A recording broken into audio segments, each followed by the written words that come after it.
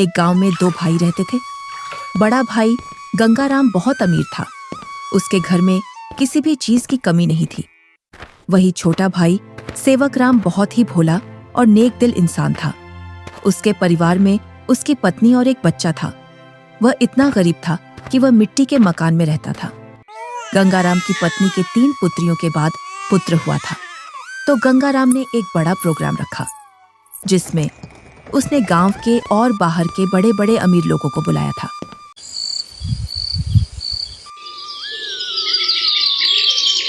सुबह से ही गंगाराम के घर के चारों ओर चहल पहल थी।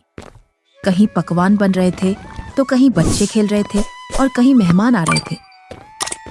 गंगाराम के घर के चारों ओर खुशी का माहौल था। धीरे धीरे चारों ओर के मेहमान आ गए, पर आपके छोटे भैया सेवक कहीं दिखाई नहीं दे रहे हैं। अभी तक आए नहीं। आपने गांव में सबको बुलावा दिया है ना? अरे हाँ, बुलाया है उसको। आता ही होगा अपने बच्चों के साथ।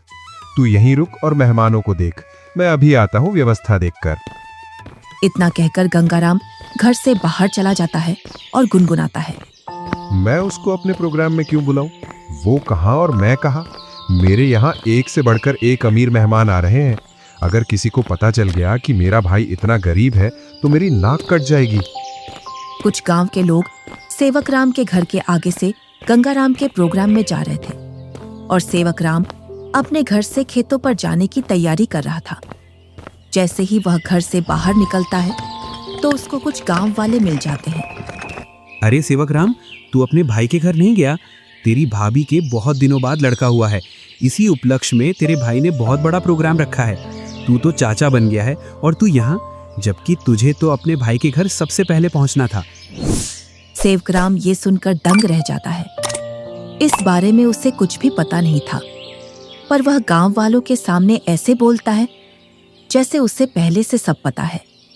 अरे हाँ भाई, मुझे भी जाना है। बस थोड़ा सा खेतों पर काम बचा है, उसको मैं पूरा करके आता हूँ। जल्दी काम पूरा करके आ भाई। सुना है भाई गंगाराम ने बहुत ही स्वादिष्ट पकवान बनवाए हैं और उसने खाने पर पूरे गांव को बुलाया है। हाँ, ये तो बड़ी ही अच्छी बात है।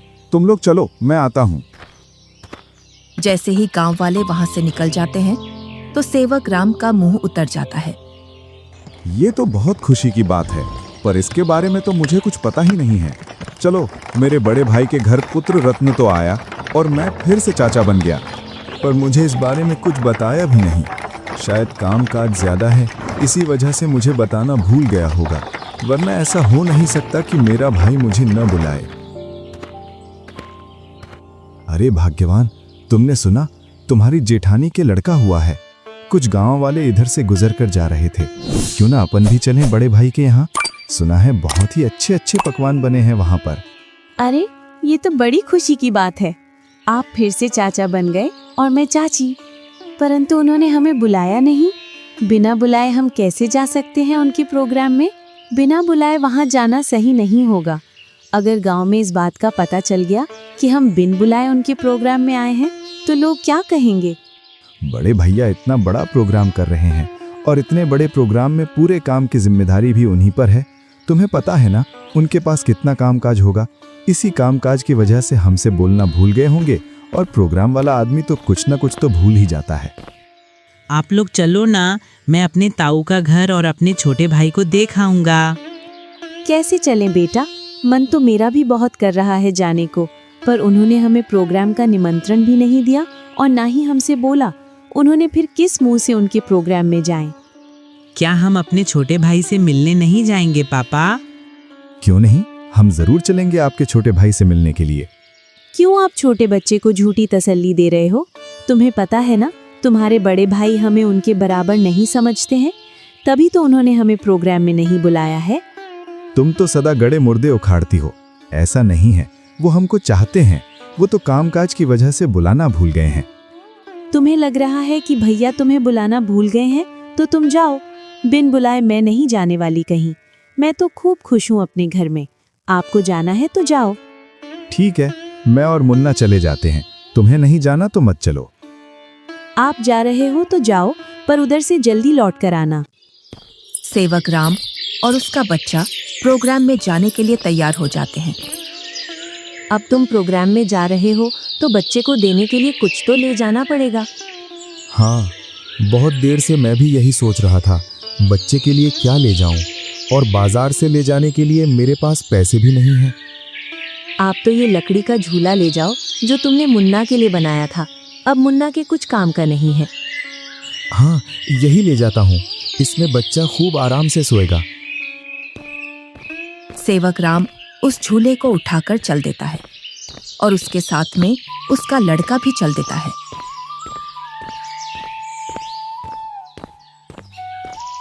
थोड़ी देर बाद दोनों प्रोग्राम में पहुंच जाते हैं। यहाँ तो खूब अमीर मेहमान आए हैं और बच्चे को देने के लिए शानदार और महंगी महंगी वस्तुएं लाए हैं। मेरा झूला तो इनके आगे कुछ भी नहीं है। सेवक राम मेहमानों पर महंगी महंगी वस्तुएं देखकर अपने झूले की ओर देखता है और मन ही मन में सोचता है, मैं क्यों इस झूले को यहाँ लाया? यहाँ तो एक से बढ़कर एक वस्तुएं हैं बच्चे के लिए। मैं भी क्या सोच रहा हूँ, भला हाथ की बनी चीज और बाजार की चीजों में अंतर होता है। बड़े भैया जरूर मेरे झूले को पसंद करेंगे, क्योंकि मेरा झूला सबसे मजबूत है, क्योंकि इसे मैंने अपने हाथों से बनाया है। और सेवक राम निसंकोच होकर मेहमानों के बीच में घूमने लगता है। वह देखता है कि उसके बड़े भैया और भाभी मेहमानों का स्वागत कर रहे थे। तभी गंगाराम की पत्नी की निगाह सेवक राम पर जाती है। तब वह गंगाराम से बोलती है, अरे भैया और मुन्ना तो आ गए, पर देवरानी नहीं दिख रही है। कहाँ आ गए? मुझे तो कहीं दिखाई नहीं दे रहे। वो रहे मेहमानों के बीच में। इधर सेवक राम के पास कुछ मेहमान आ जाते हैं। उसकी वेशभूषा देखकर मेहमान सेवक राम से पूछते हैं, अरे तुम कौन हो, और ये कैसी वेशभूषा पहनकर आए हो, और ये लकड़ी का झूला लेकर आए हो इस जमाने में? चलो तुम अपना परिचय दो, तुम कौन हो और यहाँ क्या कर रहे हो? इतना सुनकर सेवक राम संकोच में पड़ जाता है और मन ही मन सोचता है, अगर मैं इन्हें ये बताऊं कि मैं गंगाराम का छोटा भाई हूं तो ये लोग क्या सोचेंगे? एक भाई इतना अमीर और एक भाई इतना गरीब कि वो प्रोग्राम में एक जोड़ी कपड़ा भी सही से पहनकर नहीं आ सकता है। इससे अच्छा तो मैं झूठ बोल दूं। मैं गंगाराम जी का मजदूर। अरे तुम इतना क्यों घबरा रहे हो? डरो मत, बेझिझक होकर बोलो। गंगाराम जी का मैं मजदूर मैं छोटा भाई हूं। वह बहुत कोशिश करता है झूठ बोलने की, लेकिन उसके मुंह से सच निकल जाता है। क्या बोल रहे हो? तुम्हें पता है ना तुम गंगाराम जी को अपना भाई बता रहे हो? तुम्हें पता है ना वो कहां और तुम कहां? अपने आप को देखो और उनका प्रोग्राम देखो। इतने में ही गंगाराम वहां आ जाता है और बोलता है, क्या बोल रहा है ये? ये तुम्हें अपना भाई बता रहा है कि तुम इसके भाई हो। मेरा भाई होता तो वो इस हालात में रहता। ये तो मेरा हारी है, हारी। इसको मैंने एक दिन प्यार से भाई क्या बोल दिया, मुझे अपना भाई बताने लगा। इतना सुनकर सेवक राम अपना सिर झुका लेता है। आप प्रोग्राम का आनंद लीजिए। चलो मैं और मेहमानों से मिलता हूँ। जी आप मिलिए, हम भी और परिचितों से मिल लेते हैं। चलो तुम यहाँ से बाहर चलो, मुझे तुमसे कुछ बात करनी है। दोनों भाई एकांत में चले जाते हैं।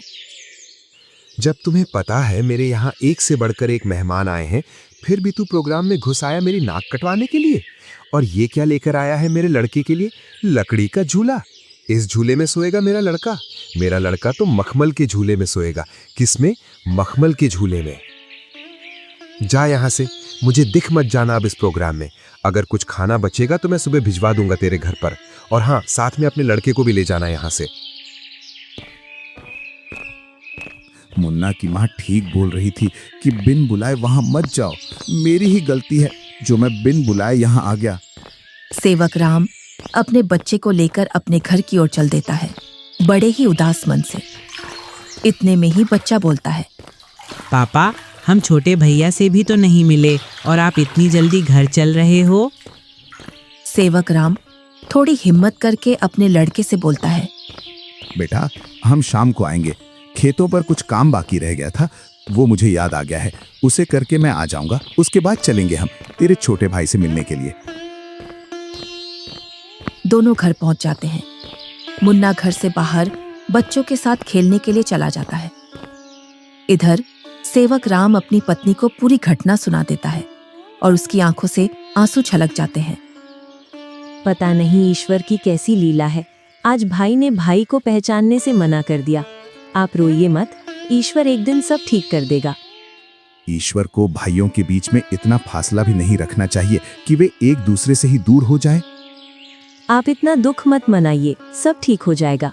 आप बस ईश्वर पर विश्वास रखिए। तीनों सो जाते हैं।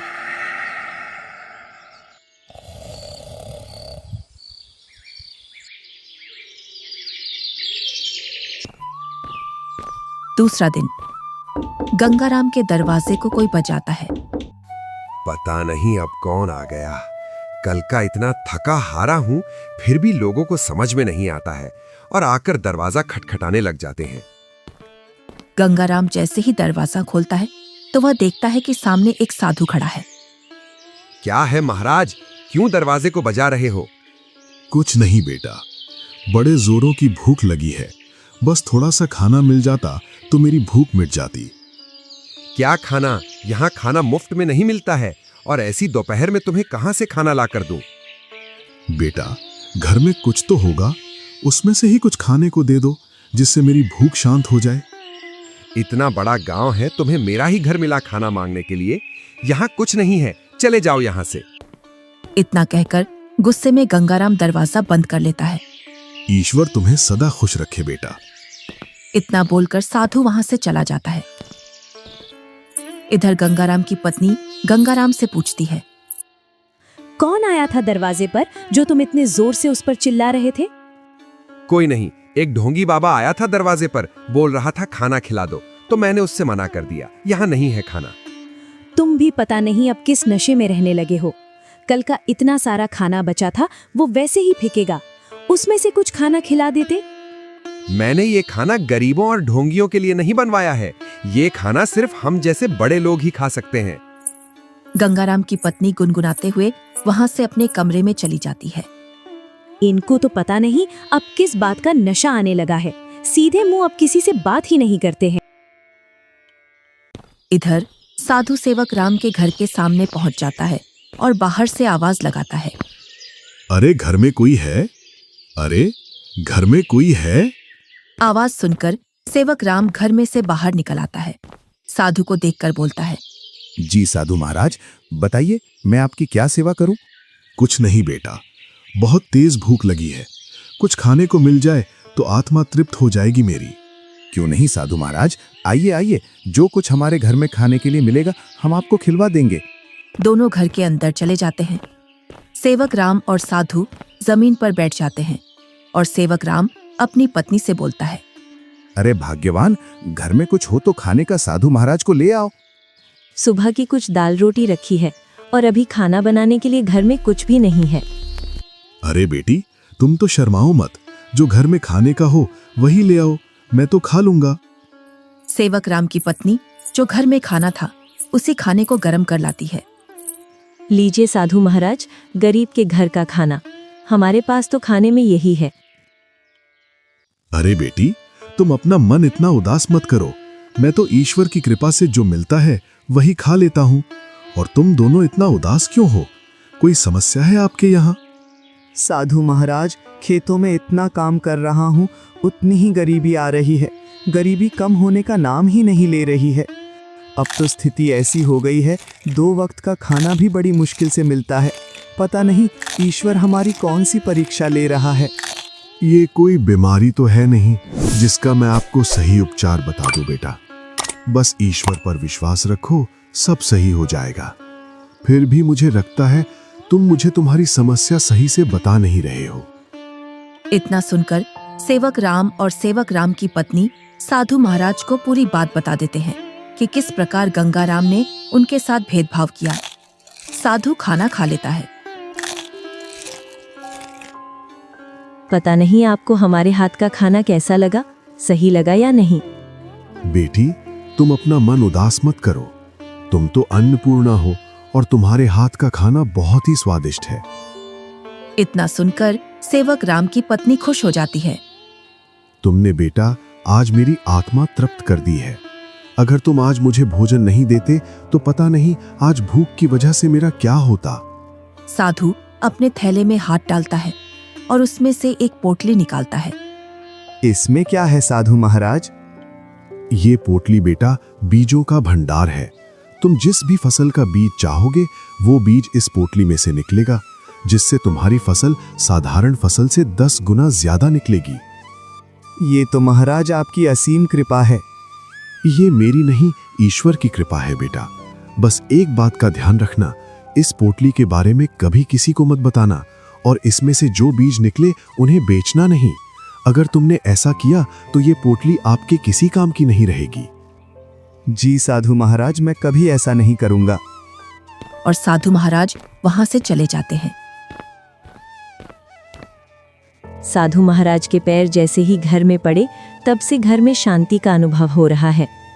हाँ भाग्यवान, अब ईश्वर की कृपा से सब ठीक हो जाएगा।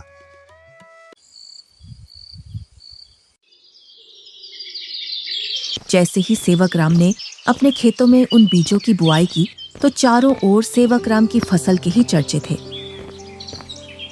इधर गंगा राम अपने धन के घमंड में जी रहा था, जिससे वह किसी से भी सीधे मुंह बात नहीं करता था। इधर सेवक राम की संपत्ति बढ़ रही थी और गंगा राम की घट रही थी, और इसी के साथ गंगा राम के घर में अशांति भी बढ़ रही थी। कुछ ही दिनों में सेवक राम ने गांव में गंगा राम से भी बड़ा मकान बना लिया था, और सेवक राम अब अपने घर में खूब खुशी खुशी रह रहा था। पर एक दिन, मालिक, अब मैं आपके यहाँ काम नहीं करूंगा। अब मुझे दूसरे गांव में आपसे ज्यादा जमीन मिल रही है और इससे भी अच्छी उपजाऊ। क्या बोल रहे हो हरिया तुम? तुम्हें पता है मेरे पास कितनी जिम्मेदारियां हैं? तुम चले जाओगे तो मैं अकेला कैसे खेती और घर संभालूंगा, और ऊपर से मैं अकेला आदमी।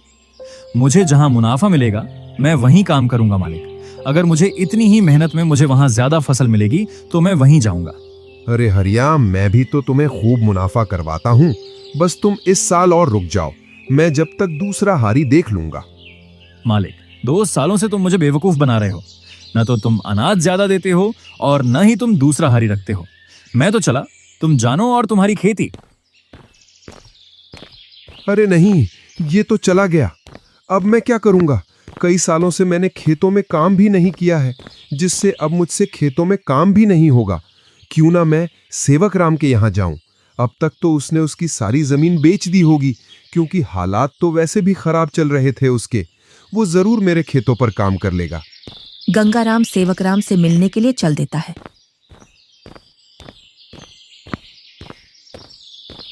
जैसे ही वह उसके घर के सामने पहुंचता है तो वह सेवक राम के घर को ढूंढने के लिए उस मोहल्ले में चारों ओर घूम जाता है। इधर ही थी उसकी झोपड़ी, पता नहीं किधर गई। बहुत देर से ढूंढ रहा हूं, मिल नहीं रही है। तभी वहां से एक गांव का व्यक्ति गुजर कर जा रहा था तो गंगाराम उस व्यक्ति से पूछता है, अरे भैया, सेवक राम की झोपड़ी थी यहाँ, वो कहाँ है? कितने दिनों बाद आ रहे हो भैया इधर? शादी के बाद अब आया हूँ इधर। इसीलिए तो तुम्हें वो झोपड़ी नहीं मिल रही है। अरे भैया, तुम जो सामने मकान देख रहे हो बहुमंजिला, यही घर है सेवक राम का। ये कैसे हो सकता है? 2 साल पहले तो ये गरीब हुआ करता था। हाँ भैया, 2 साल पहले गांव में सबसे गरीब व्यक्ति यही था। पता नहीं भैया, इसने खेतों में कौन सा खाद डाला है जिससे इसकी पैदावार सबसे ज्यादा निकलती है। घर बताने के लिए बहुत बहुत धन्यवाद। और गंगाराम उस घर के अंदर चला जाता है। जैसे ही सेवक राम अपने बड़े भैया को घर के अंदर देखता है तो वह बहुत खुश होता है। अरे मुन्ना की माँ, वो देखो हमारे घर में कौन आया है। बड़े भैया, आओ भैया बैठो। अरे, तुमने इतना शानदार घर कैसे बनाया? तुमने तो पूरा ही नक्शा बदल दिया। बहुत ही शानदार घर बनाया है। कहीं तुमने चोरी चपाटी करके तो ये घर नहीं बनाया? नहीं भैया, मैंने कोई चोरी नहीं की है। ये तो मैंने अपनी मेहनत से बनाया है। ऐसी मेहनत तो तू पहले भी करता था, पर पहले तो तूने ऐसा मकान बनाया ही नहीं। भैया, आपसे क्या छुपाना, जब आपका प्रोग्राम था उसके एक दिन बाद हमारे घर पर एक साधु आया था। उसको हमने पेट भर खाना खिलाया था। आज उनके आशीर्वाद की वजह से ये सब है हमारे पास। इतना सुनकर गंगाराम का सिर घूम जाता है और उसकी आंखों तले सब सीन आ जाता है कि किस प्रकार उसने उस साधु को भगाया था। वो साधु तो सबसे पहले मेरे घर आया था, इसका मतलब ये सारा धन मेरा हुआ। क्या बोल रहे हो भैया? ये तो मैंने अपनी मेहनत से खड़ा किया है, ना कि जादू से। ये सब तुझे साधु के आने बाद ही मिला है ना? तो इस गांव में सबसे पहले साधु मेरे घर आया था। अगर मैं उसे खाना खिला देता तो ये सारी संपत्ति मेरी होती। इसका मतलब तूने मेरे अधिकार की संपत्ति छीनी है। ये तो मुझ पर गलत इल्जाम लगा रहे हो भैया। मैं उस साधु को ढूंढ कर लाता हूँ और साधु से तेरे सामने बुलवाता हूँ कि इस संपत्ति पर किसका हक है। और गुस्से में गंगाराम वहां से निकल जाता है। कई दिनों तक वह उस साधु को खोजता है। बड़ी मुश्किल से एक जंगल में तपस्या करते हुए वह साधु मिल जाता है। साधु महाराज प्रणाम। कौन हो बेटा जो तुम मेरी तपस्या में व्यवधान डाल रहे हो? मैं गंगाराम हूँ। आज से 2 वर्ष पूर्व तुम मेरे घर आए थे खाना खाने के लिए, जब तुम्हें जोरों की भूख लग रही थी। तुम तो वही हो ना जिसने खाना देने से मना कर दिया था? हाँ, पर उस संपत्ति पर पहला हक मेरा बनता है जो तुम मेरे भाई को देकर आए हो, क्योंकि तुम खाना मांगने सबसे पहले मेरे घर आए थे। कौन सी संपत्ति? मैंने तो उसे सिर्फ आशीर्वाद दिया था, क्योंकि उसने बड़े ही सम्मान के साथ खाना खिलाया था, और वो धन तो उसकी मेहनत और ईमानदारी का फल है। इतना सुनकर गंगाराम गुस्से में साधु से बोलता है, साधु, तुम मेरे साथ अन्याय कर रहे हो, क्योंकि उसकी संपत्ति पर पहला अधिकार मेरा है, क्योंकि तुम सबसे पहले मेरे द्वार पर आए थे। अगर तुम मुझे ये पहले ही बता देते कि मैं तुझे और भी अमीर बना दूंगा, तो मैं तुम्हें उससे भी अच्छा भोजन कराता। उसने क्या खिलाया होगा आपको? सूखी रोटी? गंगाराम साधु से बहुत वाद विवाद करता है और गुस्से में साधु से बोलता है, जिससे साधु को क्रोध आ जाता है। बालक, तुमने मेरी सब्र की सीमा खत्म कर दी है। तुम मेरे श्राप से अब बच नहीं सकते हो। इतना सुनकर गंगाराम के होश उड़ जाते हैं। इतने में ही सेवक राम और गंगाराम की पत्नी आ जाती है। क्षमा कीजिए साधु महाराज, क्षमा कीजिए। अरे बेटी, तुम क्यों माफी मांग रही हो? मेरे पति थोड़े उग्र हैं, उनको पता नहीं है किससे कैसे बात करना है। इतना सुनकर गंगाराम भी माफी मांग लेता है। गंगाराम, अभी तक तुम्हारा जो घर चल रहा था वो तुम्हारी पत्नी के निर्मल भाव की वजह से चल रहा था। अब तुम अपने लालच को छोड़ दो और दोनों भाई साथ साथ रहो, क्योंकि तुम्हारा छोटा भाई बहुत ही ईमानदार है। जी साधु महाराज। तुम्हें कैसे पता चला मैं यहाँ हूँ?